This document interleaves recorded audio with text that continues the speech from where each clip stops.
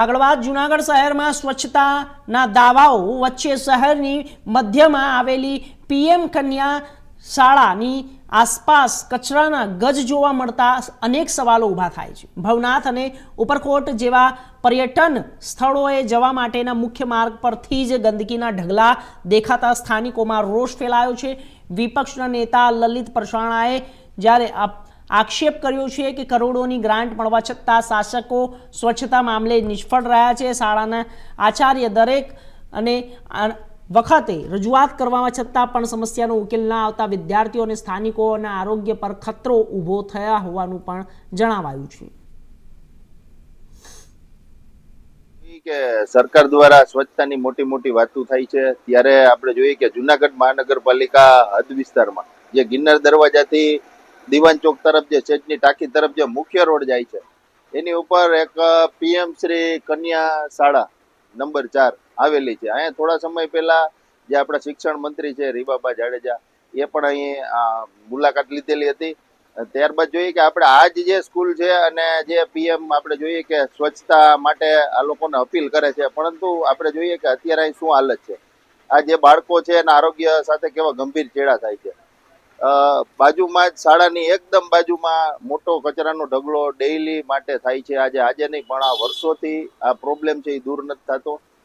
જે અહીંયા નાના નાના બાળકો ભૂલકાઓ જે અભ્યાસ કરે છે એમના આરોગ્ય સાથે ખૂબ ચેડા થાય છે અને અવારનવાર ફરિયાદો પ્રિન્સિપલ દ્વારા પણ કરવામાં આવે છે, સ્થાનિક લોકો દ્વારા પણ કરવામાં આવે છે। અત્યંત દુર્ગંધ થાય છે અને હાલ હમણાં જોઈએ કે ચોમાસું આવી રહ્યું છે ત્યારે આમાં વરસાદ પાણી તમામ મિક્સ થઈ અને અતિશય અહીંયા દુર્ગંધયુક્ત આ કચરામાંથી વાસ આવે છે ને આજુબાજુના લોકોનું તથા બાળકોનું જે છે આરોગ્ય જોખમાય છે। છતાં પણ આપણે જોઈએ કે જૂનાગઢ મહાનગરપાલિકાના શાસકો છે એ સફાઈ બાબતે ઉણા ઉતર્યા છે।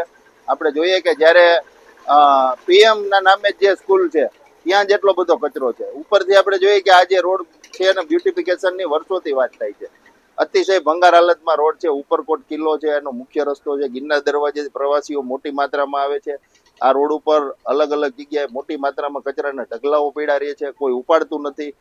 એટલે આ બાબતે આપણે જોઈએ કે જે જૂનાગઢ મહાનગરપાલિકાનું સફાઈનું તંત્ર છે એ ખાડી ગયું છે। અત્યારે સત્વ સર્વેક્ષણમાં ઘેરે બેઠા તમામને એપ્લિકેશનમાં પોઈન્ટ માટે અપડેટ કરી દેવામાં આવે છે, પરંતુ વાસ્તવિક પરિસ્થિતિ આપણે જોઈએ તો અત્યંત ખરાબ છે કે જે પીએમ ના નામે જે સ્કૂલ છે એ જ સ્કૂલમાં જે કેન્દ્ર સરકાર સંચાલિત છે ત્યાં મોટી માત્રામાં કચરાના ઢગલા ડેઈલીને માટે રહે છે, આજ નહીં પણ ડેઈલીને માટે। આ રોડનું બ્યુટિફિકેશન કરવું પણ જે કરોડો રૂપિયા ગ્રાન્ટ આવે છે, છતાં પણ આપણે જોઈએ કે અહીં કોઈ પણ નક્કર કામગીરી નથી થતી।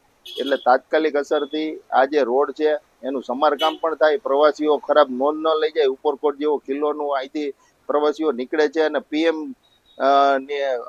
પ્રાથમિક શાળા જે અહીંયા આવેલી છે તો એની બાજુમાં જે આ કચરાના ઢગલા આખા રોડ ઉપર થાય છે એ બંધ થાય અને શિક્ષણ મંત્રીએ ફરી આમ એકવાર મુલાકાત લઈએ તો ખરેખર આ જે સ્કૂલ છે એમાં જે બાળકો છે એમના આરોગ્ય સાથે ચેડા ન થાય। રાજકોટ મહાનગરપાલિકાના મેયર, ડેપ્યુટી મેયર અને